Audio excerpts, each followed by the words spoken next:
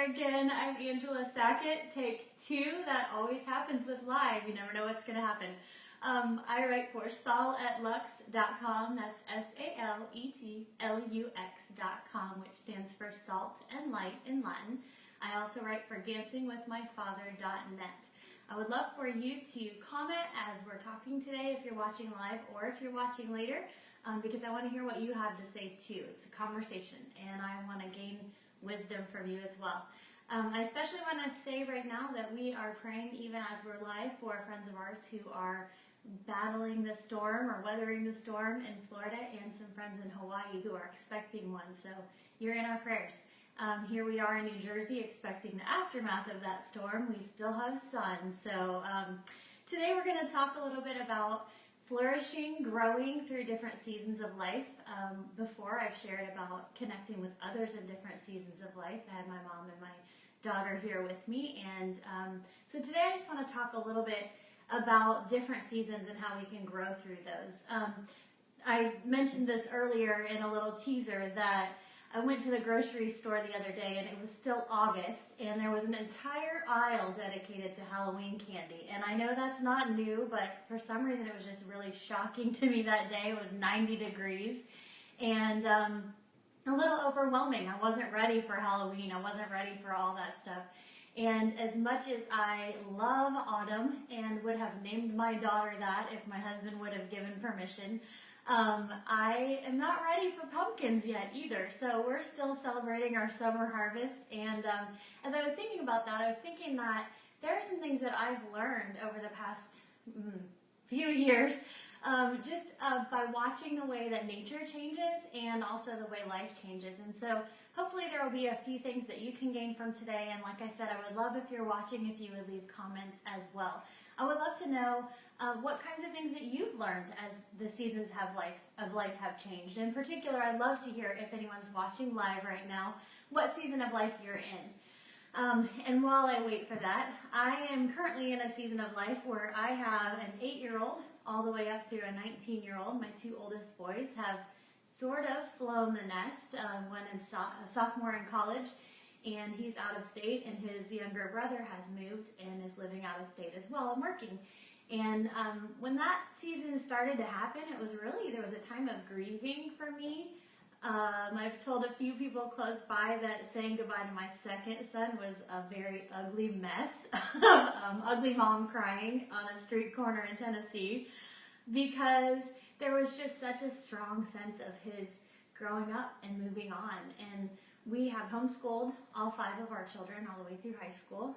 Well, I have one in 3rd grade this year, so we're not near done yet, but we've been very close to our kids through the years. And so seeing them go was very painful. I miss them. I miss the time together with them.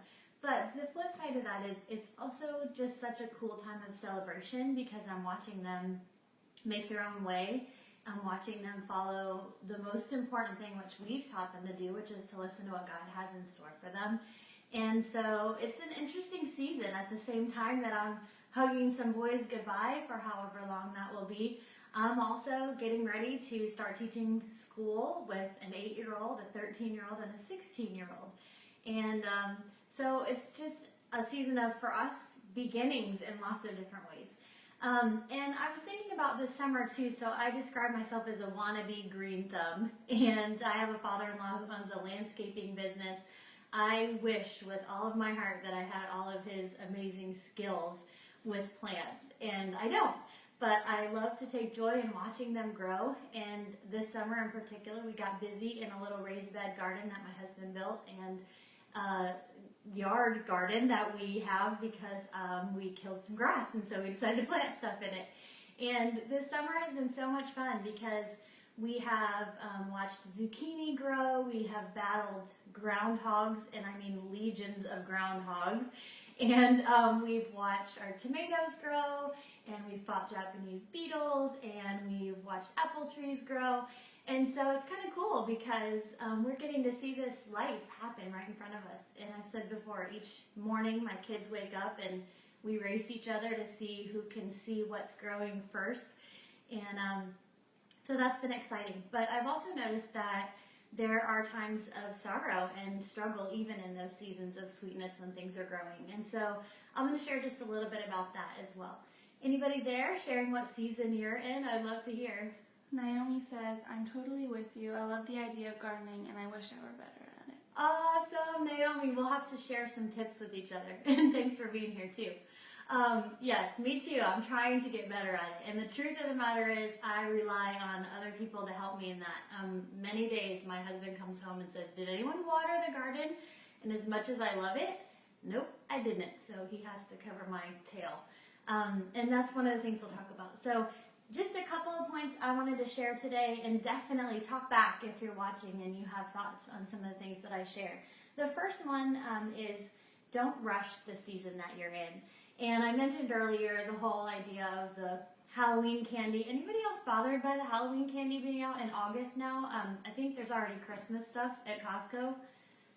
I'm all about Christmas, but I'm not ready to decorate yet. So don't rush the season that you're in. And I think about when I had little kids at home, and only little kids, there was a long time when I couldn't get out and do the things that I felt like I should be doing. I wanted to be pursuing the arts more. I wanted to be writing more. I wanted to be traveling more. And as much as I love being a mama, there was a big part of me that wanted to hurry that season along. I wanted to get ahead to what I thought was coming next. And looking back on that, I regret that. I wish that I hadn't rushed it. Very thankful that by grace I was able to still embrace that season, but I wish I hadn't rushed it so much, and I'm trying hard in the season that we're in not to rush. Anybody else? Mr. Brandon Young says, hi, Angela. Hey, Brandon, how are you? Okay, you just totally made my day.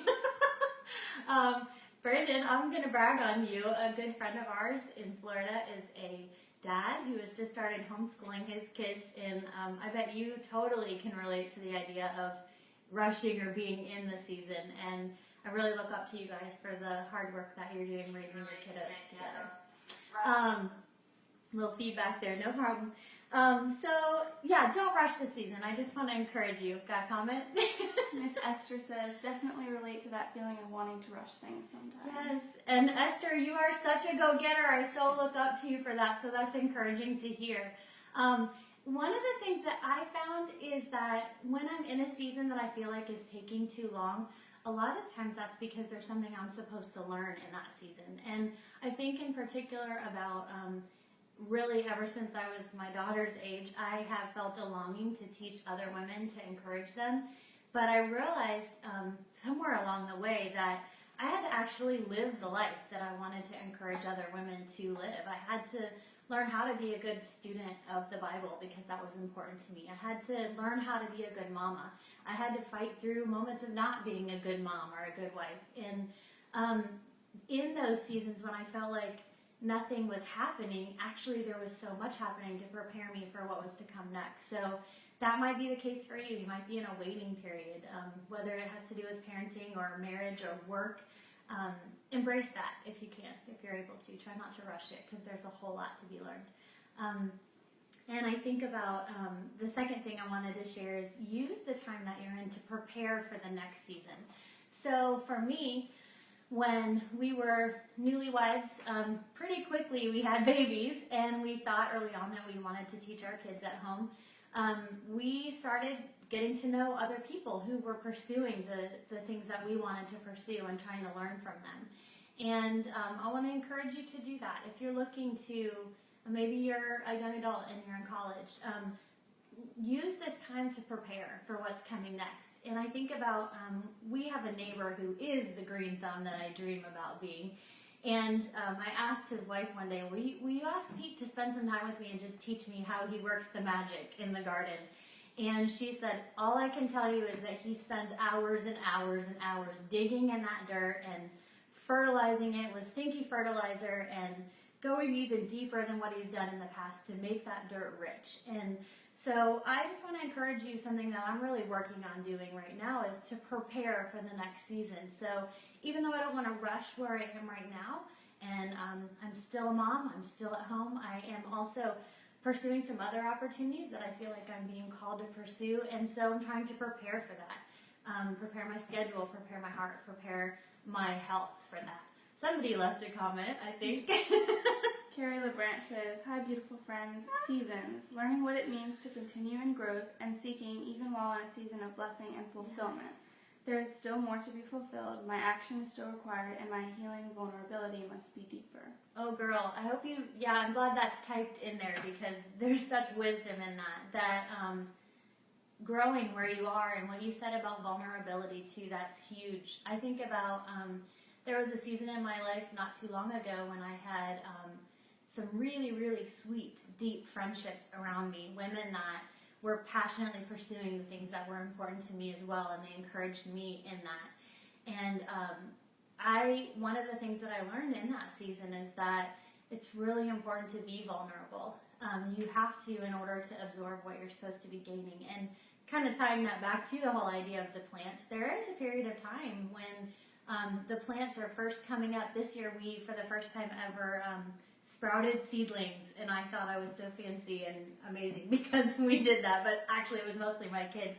My 13-year-old, he has such a tender heart and he loves growing things, and he did all the study. I just bought him all these seeds and handed them to him and said, okay, here's your science project for the day.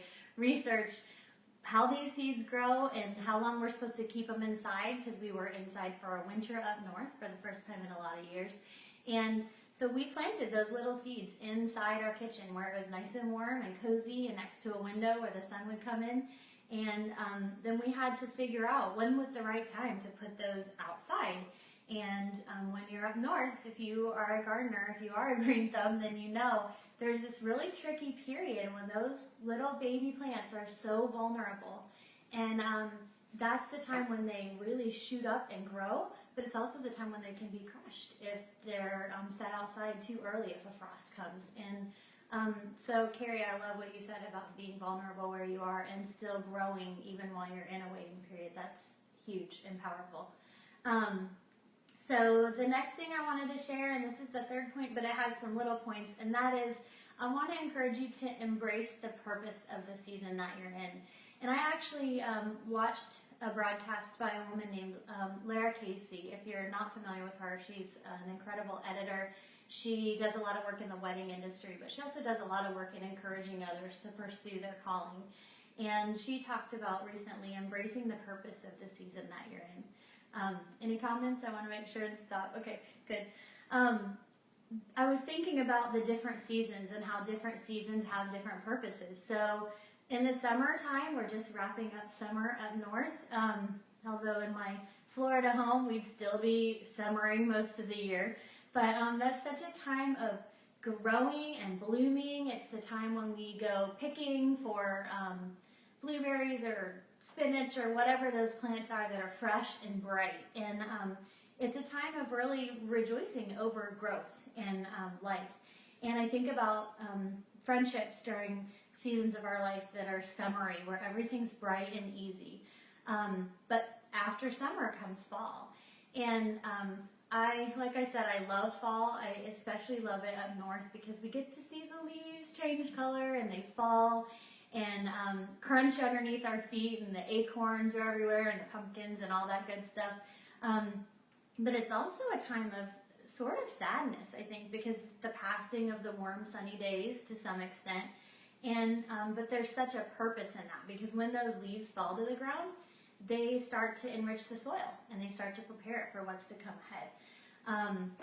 Then after the fall comes winter, and I don't know how much I've shared this publicly, but I want to, and I hope this will encourage you. If you're in a season of your life that is dry, that's dark, our family made a cross-country move 2 years ago, and in some ways it was so hope-filled. It was beautiful. We knew without a shadow of a doubt that God had flung open doors for us to start a new job, a new ministry, live in a new home, meet new neighbors and friends. But there was a real time of grieving too. We had deep roots where we were living before, and in a lot of ways there was a kind of death that happened, even though of course those friendships we're going to still cultivate, and we have. There's a loss of the everyday interaction. And I specifically remember watching my kids. Sorry, gonna get real here. Watching my kids walk through that and just being amazed at how they handled it with such grace and such courage. And in a lot of ways, it's been such a sweet transition for us. We've seen so many really good things happen, but in a lot of other ways, it's been a kind of winter. We have met a lot of really wonderful acquaintances, becoming good friends, but there are a lot of roots that still have to grow, and a lot of lack of a better word. In particular, I'm just gonna get real. My daughter has, she's waited and waited for heart friends, and I could get upset about that, and she could get upset about that. But I asked her before I was preparing for today if there's anything she wanted me to share, and she writes the word joy on her wrist a lot. And she said, just share that it's important to choose joy over happiness. And I think that's something that I've really learned from my daughter over the last couple of years, that as I've watched our world, we've sort of made happiness this idol that we desperately want to achieve. And anything goes as long as it makes you happy. But the problem with that is happiness doesn't last forever. And joy does. And joy can only come from the one who created us.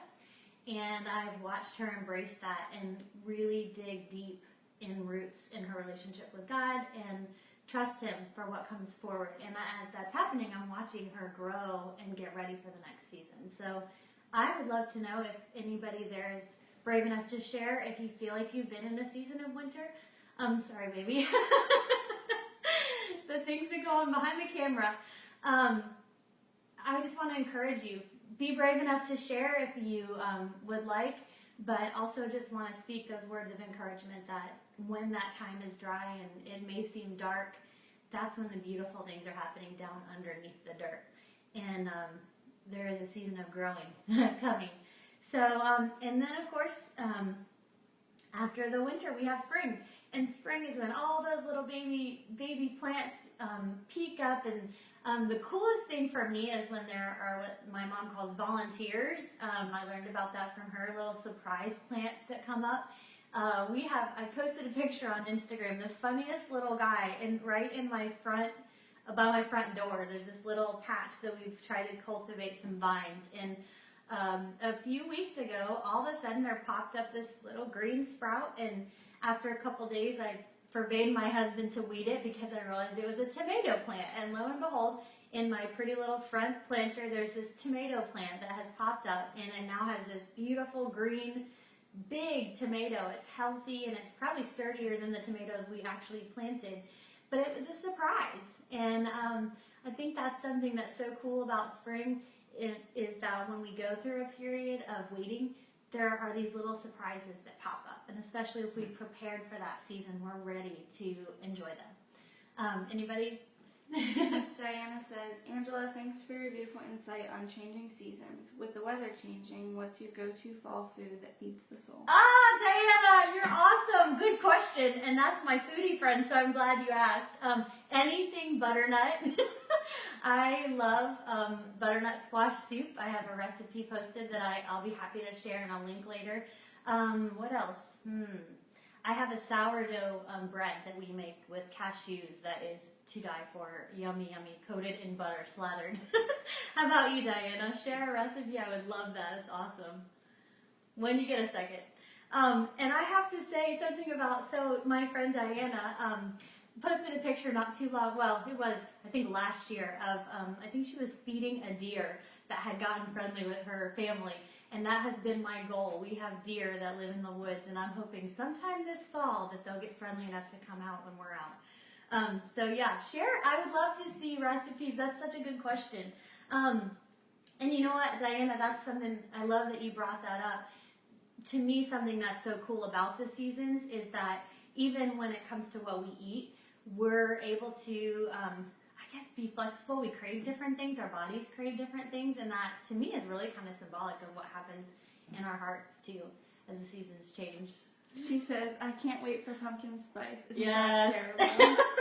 No, it's not terrible at all. I'm just not ready for it in August. It's too hot for a pumpkin spice latte, but I'll take it in another couple weeks. I agree. Pumpkin spice muffins, pumpkin spice tea, I'll take it all. And I already did buy a pumpkin candle, even though I said I'm not quite ready yet. Let's see, I think that's all. There was the three things we talked about today are don't rush the season that you're in, prepare for the next season, and embrace the purpose of the season that you're in. And I just want to encourage you, whatever that season is, whether it's a time of kind of pulling in and growing deep roots, or whether it's a time of just, oh my goodness, seeing 1,000,001 awesome things blossoming in your life, to just soak it in and grow through it. I see a comment coming. Miss Jessie Vargas Madeira says butternut squash soup. Yes, yes, yes. Why don't you just come on over and we'll make a bowl in like a couple weeks or so. Sound good? Miss Naomi says, agreed. I'm still wearing flip-flops to drag out summer as long as possible. Still time for tomatoes and berries. Yes, I totally agree. Our neighbor has these incredible pepper plants and tomato plants, and we have some little baby heirlooms. We get like 3 or 4 every couple days, and we go back and forth dropping them off at each other's houses. I'm still getting zucchini too. Anybody else grows zucchini? I need a good zucchini recipe if you do, so share. So if you're watching live or if you're watching after the fact, I would love for you to still give feedback on growing through seasons, things that you've learned, recipes for sure, especially fall recipes. And if you are interested, I would love for you to click over to salt@lux.com or dancingwithmyfather.net. A little bit different flavor to each blog. Sign up, subscribe to be a part of our newsletter, and I would love to send you a little gift by way of encouraging you. And if you're a friend and you're watching, click onto my Facebook page as well after this post, because I have some exciting news to share, and my friend Diana can share that news as well about a little foodie project that we've been working on recently. I hope you were encouraged today, and I'm so thankful that you were here, and I would love to hear your thoughts. Have a great afternoon.